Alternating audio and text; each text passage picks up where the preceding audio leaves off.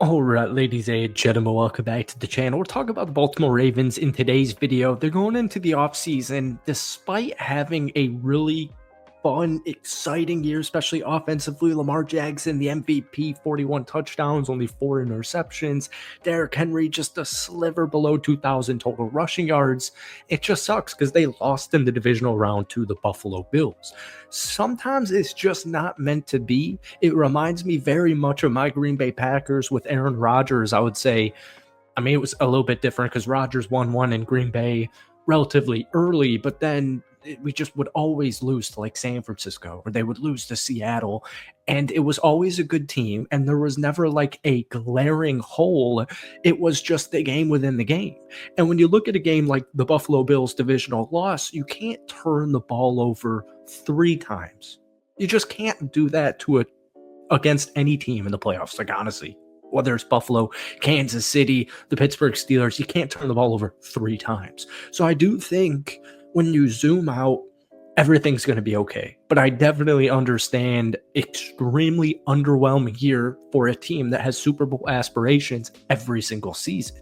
Now, last year, 1 year ago, the Ravens advanced to the AFC Championship game, but just barely fell short to the Kansas City Chiefs. So they went out there and they signed Derrick Henry in free agency. We just saw Lamar Jackson post career highs in passing yards at 4,172 and passing touchdowns at 41. He tied Josh Allen for a league best 77.3 QBR and led all QBs in passer rating at 119.6. And he's still only 28 years old. He just turned 28 1 month ago. So he'll be 28 entering this upcoming season. I know we're a very long ways away, but my point just is when you zoom out, as underwhelming and as just disappointing, I think is probably a more appropriate word for the Baltimore Ravens season. I do think it's all going to be okay. And what went wrong? Well, we just kind of touched on it. It's not a roster issue. There's no roster issue. Losing Mike McDonald, the defensive coordinator, where he went to go be the head coach for the Seattle Seahawks. Yeah, it started a little bit shaky. The pass defense could use some tweaking, but it severely improved by the end of the year. It's not like, the tight end room, the wide receiver room, the running back room. There's no like clear glaring flaw like that's the reason Baltimore isn't winning a Super Bowl. It's because they're shooting themselves in the foot all the time.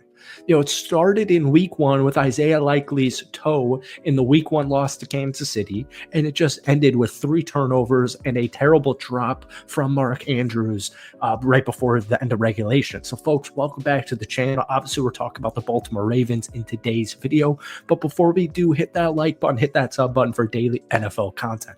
All right.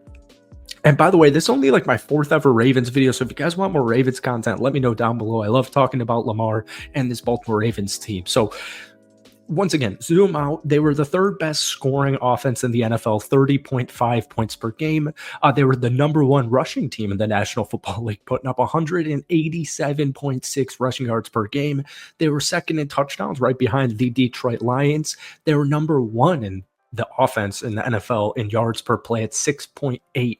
And they were the 3rd best non-turnover team, giving up the ball only 0.6 times per game.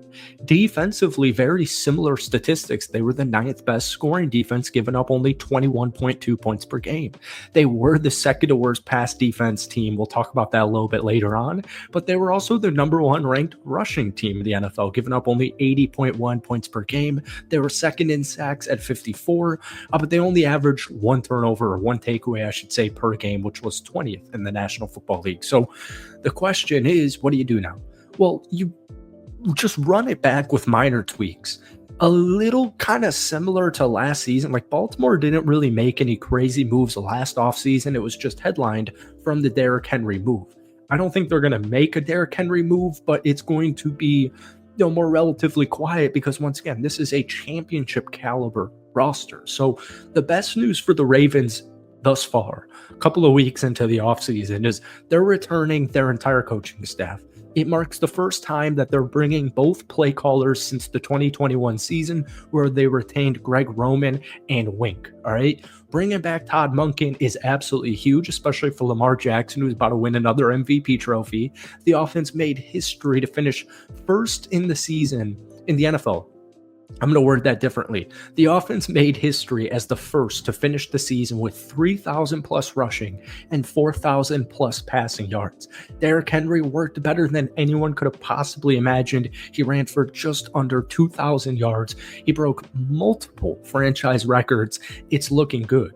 So when we look into the next couple of months here, over the cap projects the Ravens to have around $6 million in cap space. I've also seen some websites saying they're going to have a projected $11 million in cap space. They also have potentially 11 total selections in April's NFL draft. And they're also projected to have about 17 unrestricted free agents and then a couple of restricted free agents. There's a lot of guys, or there's a handful of guys that you want to bring back more than anything. First off, your starting left guard and your starting left tackle, most notably Mr. Ronnie Stanley, who just had a phenomenal season. He just played every game, just made another Pro Bowl. The dude was an absolute stud. But 4 of the team's 9 linemen from this past year are going to be pending free agents. And if you remember this time last year, Baltimore, Morgan Moses comes to mind here. I believe they got rid of 3 day one starters last offseason. So I'm hoping they're not going to have to retool the offensive line for another consecutive season. And getting Ronnie Stanley, one of the best LTs when healthy in the National Football League, is exactly where to start. Now, just once again, I saw when we're zooming out here, I want to go through a couple of players. Here's some of the weapons the Baltimore Ravens have that will be on this team next season. This is from an article on The Athletic from Jeff Zrebiec. Zay Flowers. So obviously he had a knee injury at the end of the season, which made it feel a little bit disappointing, but he had over 1,000 yards. He made a Pro Bowl, and he's cemented himself as the Baltimore Ravens wide receiver number 1. And it's clear, I'm hoping, and we'll talk about this in a minute or two, I'm hoping they go out there and get more wide receiver help, but we're about to talk about Bateman in a couple of seconds here. Zay Flowers, to me, last year showed me that they don't need to go out there and get this T. Higgins. They don't need to go out there and get a T. Higgins at all. They got Zay Flowers, and right behind him, or right next to him, is Rashad Bateman, who stayed healthy once again. He just had a breakout season. He had 11 total touchdown catches, including the playoffs, and that 3-year extension he signed one offseason ago looks very good. Now, Mark Andrews is really interesting because he's entering the final year of his contract, but he just had the worst game of his NFL career. On the contrary, he's still only 29 years old. There will be trade interest in Mark Andrews, but I don't understand why they would trade him, even though he just had a terrible football game. I don't think you can trade him because I don't think their team would improve. So I think Mark Andrews will be back in a Baltimore Raven jersey this upcoming season.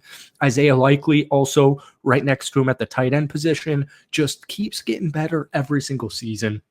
And I would expect this to possibly be Mark Andrews last year, and then they would finally move forward with a guy like Isaiah Likely. Nate Wiggins had a really intriguing, really solid rookie campaign. Kyle Hamilton remains one of the best players defensively in the entire National Football League as well. So free agency, I saw an interesting quote on the Bleacher Report, I think it was, and here, I'll just get the excerpt out because we're running out of time.